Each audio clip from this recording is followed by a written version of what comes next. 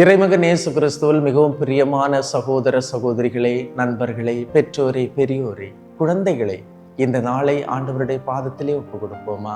முழந்தாள் படியிட்டு செவியுங்கள். ஆண்டவர் உங்களை ஆசீர்வதிப்பார். மூளை செய்யாததை முழங்கால் செய்யும். முழந்தாளிலிருந்து ஜெபிக்கின்ற மக்களை ஆண்டவர் ஆசீர்வதிக்கின்றார். முழந்தாளிலிருந்து இறைவார்த்தை கேட்கின்ற மக்களை ஆண்டவர் ஆசீர்வதித்து அவர்களுடைய இதயத்திலே இந்த இறைவார்த்தையின் அபிஷேகம் ஆற்றல் தங்குவதற்கு, அது நிலைத்திருப்பதற்கு, அது வேர்விட்டு வளர்வதற்கு, தொடர்ந்து ஆசீர்வாதம் தருவதற்கு அவர் ஆசீர் அளிக்கின்றார். தன்னுடைய தூய ஆவியை தந்து வழி நடத்துகின்றார். நம்புவோம். இந்த நாளை ஆண்டவருடைய பாதத்திலிருந்து ஆரம்பிப்போம். ஆண்டவர் நம்மையும் நம்முடைய குடும்பத்தையும் நம்முடைய பிள்ளைகளையும் ஆசீர்வதிப்பார். ஆமென்.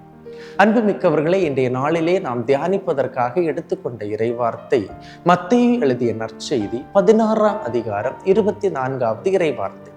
இயேசு தம் சீடரை பார்த்து, என்னை பின்பற்ற விரும்பும் எவரும் தன்னலம் துறந்து தம் சிலுவையை தூக்கி கொண்டு என்னை பின்பற்றட்டும் என்றார். பாருங்க, தன்னலம், சுயநலம் இவை பிறர் நலத்தை நாடாது. இயேசுவை பின்பற்றுபவர்கள் ஒவ்வொருவரும் பிறர் நலம் நாடுபவர்களாக, பிறர் நலத்தை விரும்புபவர்களாக இருக்க வேண்டும். தன்னலம் துறக்கின்றவர்களால் மட்டுமே இயேசுவை பின்பற்ற முடியும்.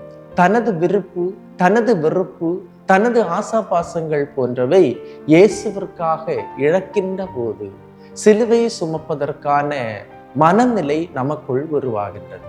சிலுவையை சுமக்கின்ற சக்தி நமக்கு கிடைக்கின்றது.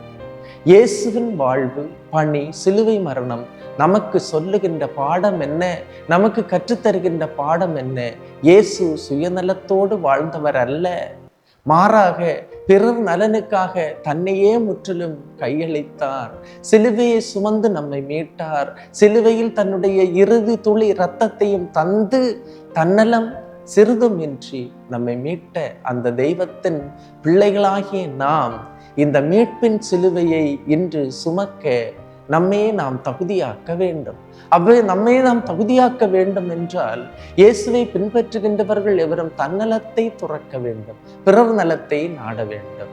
நான் எனது வாழ்வு, எனது பிள்ளைகள், எனது குடும்பம், எனது சொத்து, எனது சுகம் என்ற அந்த சிறிய வட்டத்திலிருந்து கொஞ்சம் சற்று அதிகமாக சென்று பிறருடைய வாழ்வு, பிறருடைய நலன், பிறருடைய ஆசாபாசங்கள், பிறருடைய வாழ்வு என்று கொஞ்சம் பெரிய வட்டத்திற்குள் நாம் செல்லும் போது இயேசுவினுடைய சிலுவையை தூக்குகின்ற மக்களாக, அவருடைய பிள்ளைகளுக்கு நாம் பணி செய்கின்ற மக்களாக மாறுகின்றோம். எனவே அன்புமிக்கவர்களே, இந்த இறைவார்த்தை நமக்கு கிடைக்கட்டும். எப்பொழுதெல்லாம் நான் என்னை சாகடித்து என்னுடைய விருப்பங்களை, என்னுடைய இச்சைகளை, என்னுடைய உடல் நலன்களை எப்பொழுது நான் துறக்கின்றேனோ அப்பொழுதுதான் இயேசுவின் சிலுவையை சுமப்பதற்கான சக்தி எனக்குள் வருகின்றது.